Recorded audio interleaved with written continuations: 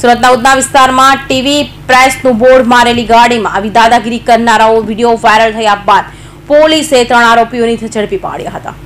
સુરતમાં ગાડી પર ટીવી પ્રેસનું બોર્ડ મારી સામાજિક તત્વો દાદાગીરી કરતા હોવાનો વિડીયો વાયરલ થયો હતો। આ મામલે ઉધના પોલીસ દ્વારા તપાસ હાથ ધરી આરોપી યોગેન્દ્ર યાદવ, પ્રદીપ યાદવ, ચંદન યાદવ કુલ 3ની ધરપકડ કરી છે, જ્યારે અન્ય 3 આરોપીની ધરપકડ કરવાની તજવીજ હાથ ધરાઈ છે। આરોપીની ફરિયાદના ઘર પાસે આવી મારામારી કરી હતી, સાથે 2 લાખની માંગણી કરી હતી। આરોપીઓ ગાડીમાં મ્યુઝિક સિસ્ટમ ચાલુ કરી હાથમાં બોટલો લઈ જાહેરમાં ઝૂમતા હોવાનો વિડીયો સોશિયલ મીડિયામાં વાયરલ થયો હતો। જે વાયરલ વિડીયો બાદ ઉધના પોલીસે ફરિયાદનો સંપર્ક કર્યો હતો અને ફરિયાદ લઈ 3ની ધરપકડ કરી વધુ તપાસ હાથ ધરી છે। ઉધના પોલીસ સ્ટેશન વિસ્તારમાં પ્રભુનગર કરીને જે એરિયા છે ત્યાં એક વ્યક્તિ રહે છે, પપ્પુ બાટે કરીને। એણે એની પડોશમાં રહેતા 2 વ્યક્તિઓ પ્રદીપ યાદવ અને યોગેન્દ્ર દુબે આ એના પડોશી છે અને એના મિત્રો પણ છે। આમાંથી પ્રદીપ યાદવ વ્યક્તિ અગાઉ લિંબાયતના ગુનામાં લાજપોર જેલમાં જ્યુડિશિયલ કસ્ટડીમાં હતો। એ દરમિયાન ત્યારબાદ એ જ્યુડિશિયલ કસ્ટડીમાં છૂટી અને થોડાક સમયથી પોતાના ઘરે આવેલ હતો।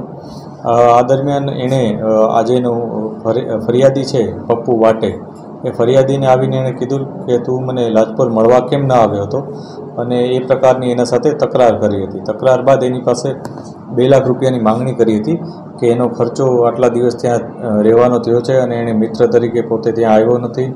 આ પ્રકારની વાતો કરી અને એણે એની સાથે ઝઘડો કર્યો હતો અને એને કીધું હતું કે હું 1-8 કલાકમાં પાછો આવું છું। આમ કરી અને તે ત્યાંથી જતો રહ્યો હતો। આ બનાવ ગઈકાલનો સાંજના 5-1 વાગ્યાનો છે। ત્યારબાદ રાત્રિના 9-1 વાગે 21:0ની આસપાસ આ જે લોકો છે એમાંથી પ્રદીપ યાદવ, યોગેન્દ્ર દુબે, ચંદન યાદવ, દીનદયાલ શાહી અને એનો ડ્રાઈવર છે એક, આ ઉપરાંત રવિ નામનો એક વ્યક્તિ, એમ 6 વ્યક્તિઓ આજે ફરિયાદી છે એના ઘર પાસે આવ્યા હતા। ઘર પાસે આવી અને એની સાથે દાદાગીરી કરી હતી। એની પાસે ફરીથી 2 લાખ રૂપિયાની માંગણી કરી હતી અને એનો માર પણ માર્યો હતો।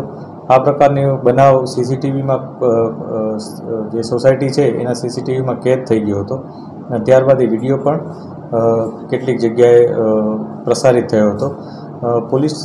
ઉધના પોલીસે જે ફરિયાદી છે એનો સંપર્ક કરી અને એને પોલીસ સ્ટેશન જ્યારે ફરિયાદી આવ્યા ત્યારે તેની વિગતવારની ફરિયાદ લીધી છે અને આ બનાવમાં જે 3 આરોપીઓ છે પ્રદીપ યાદવ, ચંદન યાદવ અને યોગેન્દ્ર દુબે, આ 3 વ્યક્તિઓની ધરપકડ પોલીસે કરી દીધેલ છે। બાકીના જે 3 વ્યક્તિઓ છે એની ધરપકડના પ્રયાસ અત્યારે ચાલુ છે। આ જે આરોપીઓ છે એમાં કેટલાક લોકો છૂટક છવાયા કામકાજ કરે છે। તેમાંથી એક વ્યક્તિ કે જેની પાસે બ્લેક સ્કોર્પિયો છે, એણે પ્રેસ મીડિયા એ પ્રકારનું એક બોર્ડ મારેલું હતું। અમે વેરીફાઈ કરી રહ્યા છીએ કે કયા મીડિયા સાથે સંકળાયેલ છે અથવા ખરેખર પોતે કોઈ મીડિયાકર્મી છે કે નહીં, પરંતુ જે પ્રાથમિક માહિતી છે એ મુજબ એ કોઈ TV9 ઇન્ડિયા નામની કોઈ YouTube ચેનલ ચલાવે છે। આ માહિતી અમે કન્ફર્મ કરી રહ્યા છીએ, કેમ કે એ પોતે એનો અધિકાર છે કે નહીં, પોતે એનો એમ્પ્લોય અથવા ઓનર છે કે નહીં, એ પણ અમે તપાસ કરી રહ્યા છીએ। જે લિંબાયત જે આરોપી જેલમાં હતો, જે લાજપોર જેલમાં હતો, એ પ્રદીપ યાદવ નામનો આરોપી છે। એ અગાઉ લિંબાયતના એક ગુનામાં આરોપી તરીકે સંડોવાયેલ હતો। એમાં એણે જે તે વખતે કોઈક મર્ડરના કોઈ ગુનામાં, એના મિત્રના ગુનામાં કોઈ સામેવાળા ફરિયાદીને ફરિયાદ બાબતે દબાણ કરવા માટે અને ધાકધમકી આપવા માટે આ ગુનો આચર્યો હતો અને એ ગુના હેઠળ એ જેલમાં હતો।